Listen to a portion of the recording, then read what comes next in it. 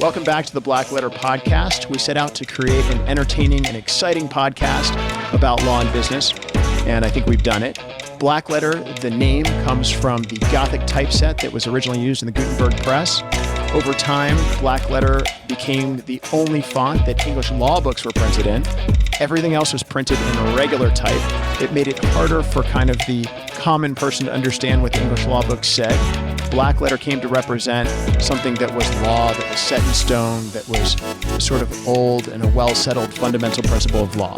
We're here to demystify Blackletter law. We're here to demystify things that happen in business and law and where those two meet. And I hope you have fun listening.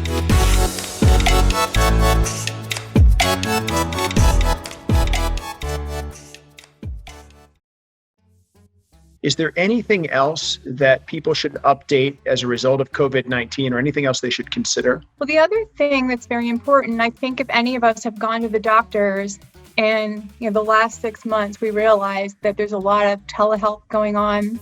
If you've had an elective surgery, my daughter is 18 and she had to have ankle surgery, and I wasn't allowed to actually meaningfully participate in any of her doctor's appointments because I wasn't allowed to go in with her because of the health and safety regulations. And I wasn't allowed to go to the hospital with her when she had her surgery. I had to stay outside. And I think this is not an isolated incident to my situation. It's pretty much across the board. It's being reported to me from all of my clients.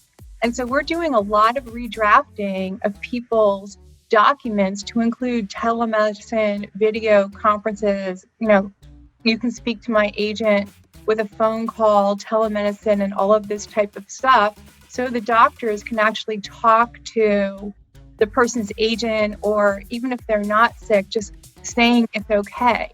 The story that the jury perceives is almost as or more important than the legal arguments. And I think what David has highlighted here is how lawyers can get really caught up in the legal arguments, but maybe lose sight of a little bit about what the juries are really seeing in terms of the story and the narrative. And, a picture tells 1,000 words. If we've got a video clip that's really powerful, that can be a game changer for a jury, and they may ignore, the vast swaths of other evidence in favor of a compelling, video clip or something like that.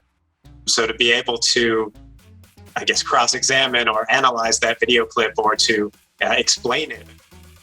And what the research shows is how we talk about money is actually more important than the dollars themselves. It's in our intonation, it's in our confidence. Okay. And to your exact point, there's 7 financial or mental heuristics around finances and money that are in that chapter.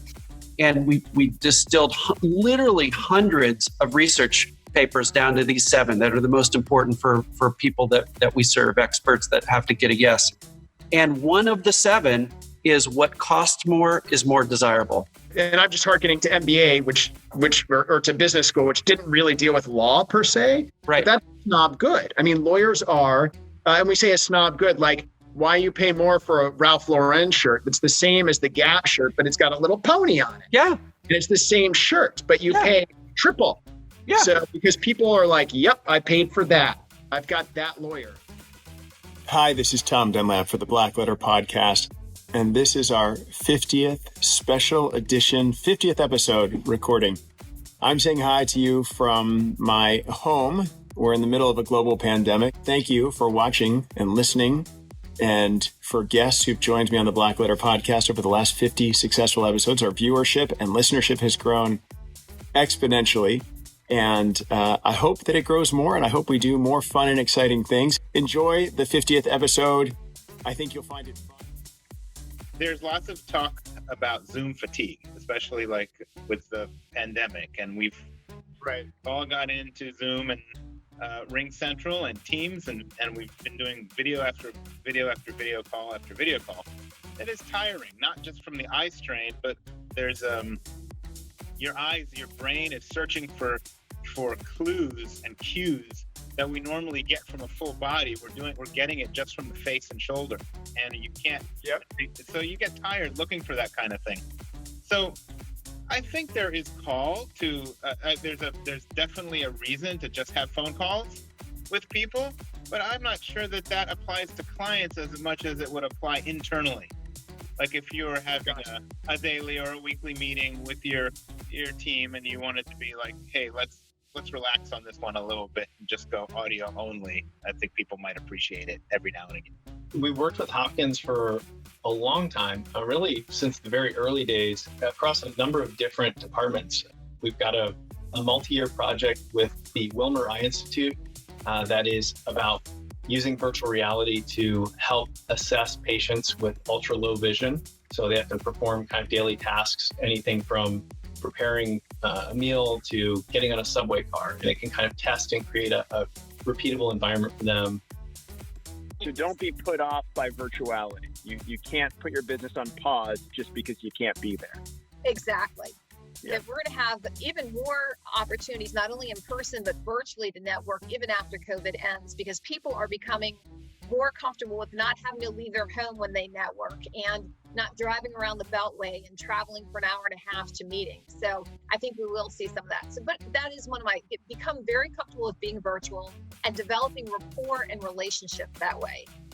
We basically came up with the idea of taking 3M's original product, the privacy screen, was made by them, metallizing the top and using the magnetics inside these laptops to adhere. Like right now I have one on my computer. So you can take them off, you can put them on, you have privacy, you can open and close the camera, and they're fully flexible, they don't break compared to some copies of ours.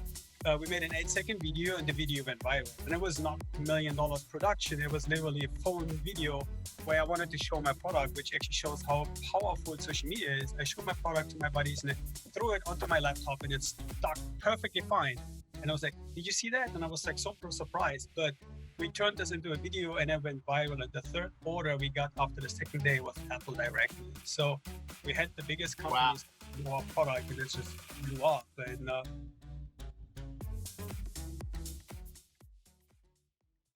That's all for today's episode of Blackletter. Thanks again for listening. Join us next time when we talk about more Blackletter issues in creative ways. Make sure you subscribe to the podcast on iTunes and Google Play so you never miss an episode.